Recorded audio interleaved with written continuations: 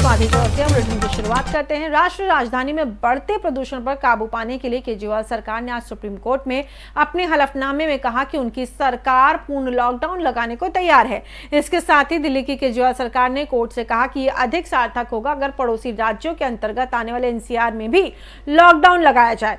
Court ने केंद्र से कहा कि वो इस मामले पर बैठक बुलाए। इसके साथ ही अब इस मामले की अगली सुनवाई 17 नवंबर को होगी। आपको बता दें, गौरतलब है कि दिल्ली में बढ़ते प्रदूषण के मामले को देखते हुए सुप्रीम कोर्ट ने दिल्ली सरकार को जमकर फटकार लगाई थी। सुनवाई के दौरान सुप्रीम कोर्ट ने कहा था कि अगर जरूरत पड़े तो 2 दिन का लॉकडाउन लगा दें। याचिकाकर्ता के वकील विकास सिंह ने कहा कि पंजाब में चुनाव है, वहां सरकार अलोकप्रिय नहीं होना चाहती, इसलिए पराली जलाने वालों पर कार्रवाई नहीं कर रही है। इसलिए पूर्व जज जस्टिस लॉकुर की अध्यक्षता में कमेटी बनाना बेहतर कदम था। वहीं चीफ जस्टिस ने क्या कुछ कहा है वो भी आपको बताते हैं। उन्होंने कहा कि हम अभी नई कमेटी पर बात नहीं कर सकते, हमें सॉलिसिटर जनरल से जानने दीजिए कि सरकार क्या कर रही है। सॉलिसिटर का कहना है कि दिल्ली सरकार ने कई कदम उठाए हैं, स्कूल दफ्तर बंद रखने जैसे उपाय किए हैं। हरियाणा भी मिलते जुलते कदम उठा रहा है, जेनसेट बंद रखना जैसे उपाय भी अपनाए जा रहे हैं। सॉलिसिटर ने आगे कहा, कमेटी की बैठक हुई है, हमारी जानकारी में पराली के धुएं का योगदान कुल प्रदूषण में 10% ही है। सड़क से धूल निर्माण कार्य, गाड़ी आदि से बड़ा योगदान है। ईंट भट्टों को बंद रखने, सड़क निर्माण के हॉट मिक्स प्लांट्स बंद रखने जैसे उपाय अपनाए जा रहे हैं। सड़क साफ रखने वाली मशीन का इस्तेमाल होगा। जस्टिस सूर्यकांत ने कहा कि ऐसी कितनी मशीनें हैं। उन्होंने सवाल खड़ा किया है, क्या उनकी कीमत ऐसी है कि राज्य सरकार उन्हें खरीद सके, यानी कि जो सफाई करने वाले हैं, जो मशीनें हैं, उनको सरकार खरीद सके। जो लोग इसे चलाएंगे वो बाद में क्या करेंगे?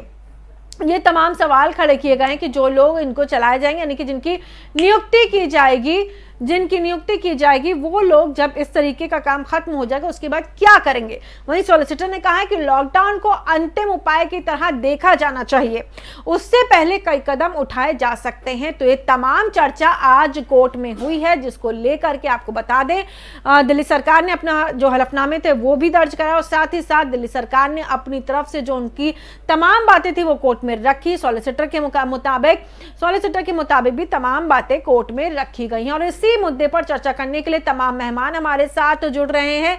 कुछ ही सेकंडों में हम उनसे जुड़ेंगे और आपको बता दें कि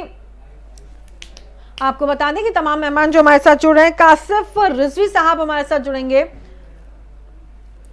कासिफ रिजवी साहब हमारे साथ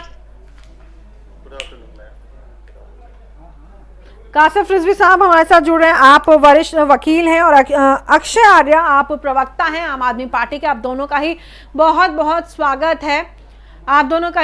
स्वागत है FM न्यूज पर। कासिफ साहब, सबसे पहले आपके पास आना चाहूंगी। देखिए, जिस तरीके से सुप्रीम कोर्ट ने पहले भी फटकार लगाई थी दिल्ली सरकार को और उसके बाद अब दिल्ली सरकार आज कोर्ट के सामने पेश हुई, क्या कुछ कहा गया है दिल्ली सरकार की तरफ से और उसके बाद कोर्ट ने क्या प्रतिक्रिया दी है? कासिफ साहब। कोर्ट ने दिल्ली सरकार ने तो ये स्टेटमेंट दिया है कि यदि पूरे एनसीआर में लॉकडाउन लगाना है तो वो केंद्र सरकार अगर इसमें कोई कदम उठाती है तो वो उसको फॉलो करेंगे और इसमें पूरी तरह से एक जो कंप्लायंस होता है ऑर्डर का वो किया जाएगा। लेकिन सुप्रीम कोर्ट ने जो तत्परता इस रेट पिटीशन में दिखाई है, ऐसा नहीं है कि ये तत्परता केवल इस मुद्दे को इस केस को लेके ही आई है, बल्कि 1991 में Subhash versus state of Bihar का भी केस हुआ था, जिसमें सुप्रीम कोर्ट ने ये क्लियर किया था कि जो right to pollution free air है वो राइट टू लाइफ और पर्सनल लिबर्टी का अभिन्न अंग है जी। और उसी से होते होते आज जब स्थिति ये आ गई है कि एयर पॉल्यूशन का लेवल ये हो गया है, तो उसमें सुप्रीम कोर्ट ने इमरजेंसी मीटिंग कॉल करने को कहा है और उसमें जो निकटवर्ती राज्य हैं, पंजाब है, यूपी है, हरियाणा है, इनको भी इसमें इनके सेक्रेटरीज को शामिल होने के लिए कहा है और एक लॉन्ग टर्म प्लानिंग के लिए सुप्रीम कोर्ट ने इन सभी जो घटक हैं इसके उनको एक लॉन्ग टर्म प्लान बनाने को कहा है ताकि इस मीनेज का सामना किया जा सके। ठीक है कासिफ साहब, देखिए आपने बहुत ही महत्वपूर्ण बात कही है अपनी बात खत्म करते करते कि लॉन्ग टर्म प्लान बनाने की बात कही गई है। जाहिर सी बात है पिछले 5-6 सालों में सब बहुत ज्यादा पोल्यूशन बढ़ा है और अगर हम कहें कि 1 दशक पहले तक ये चीजें चल रही थी, शुरुआत हो गई थी 1 दशक पहले, तो गलत नहीं होगा। लॉन्ग टर्म की बात आई है, क्यों नहीं अब तक सरकारों ने कोई बड़े कदम उठाए? बीते 2-3 साल से 4 साल से तो मैं ही ये मुद्दा देख रही हूँ, बहुत गरमा रहा है कि पराली जलाई जा रही है, दिवाली में जो पटाखे छुड़वाए जाते हैं उसका धुआं इकट्ठा हो रहा है और उसकी वजह से लोगों को सांस लेने में दिक्कतें हो रही है, उनका दम घुट रहा है।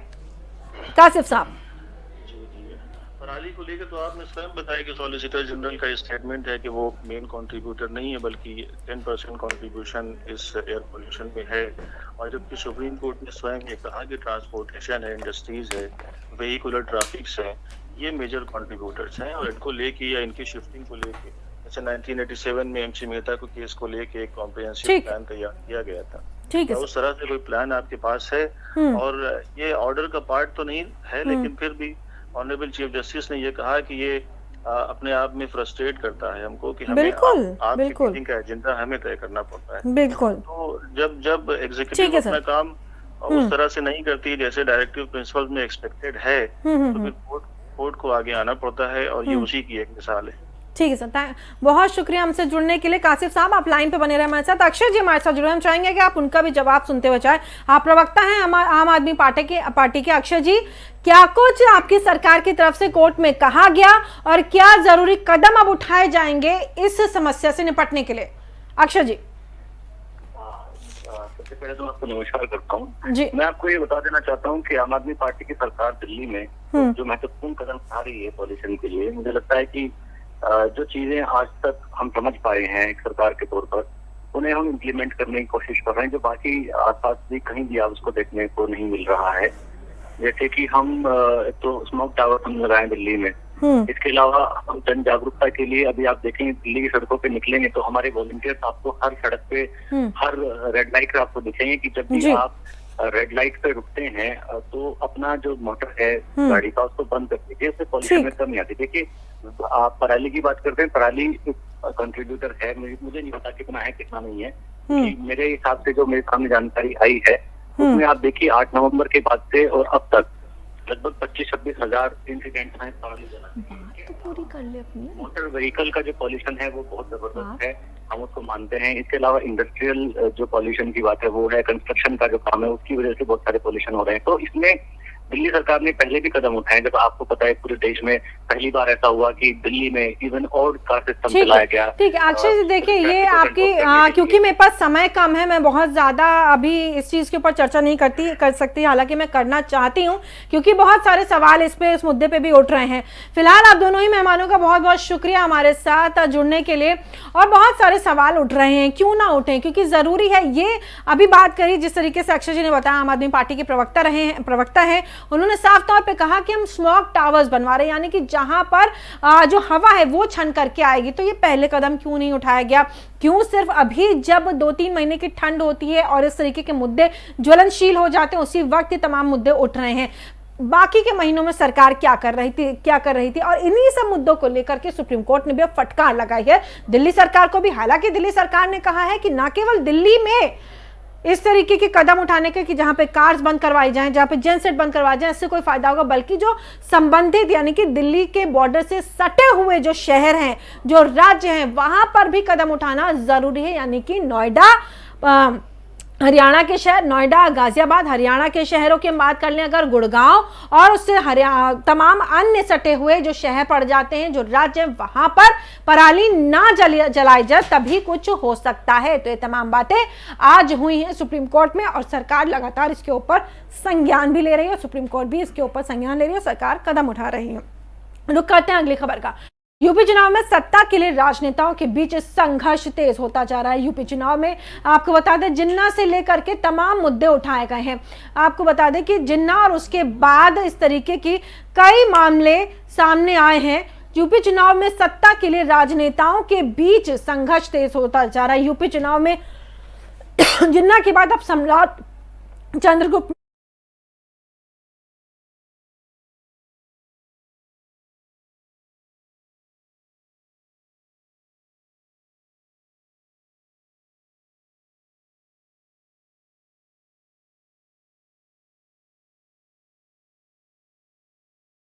और खबरों का सिलसिला लगातार जारी रहता रहा है, लेकिन अभी आपको सीधे लिए चलते हैं लखनऊ, जहां पर मुख्यमंत्री योगी आदित्यनाथ एक सम्मेलन में मौजूद हैं। देखिए, एक साथ 2306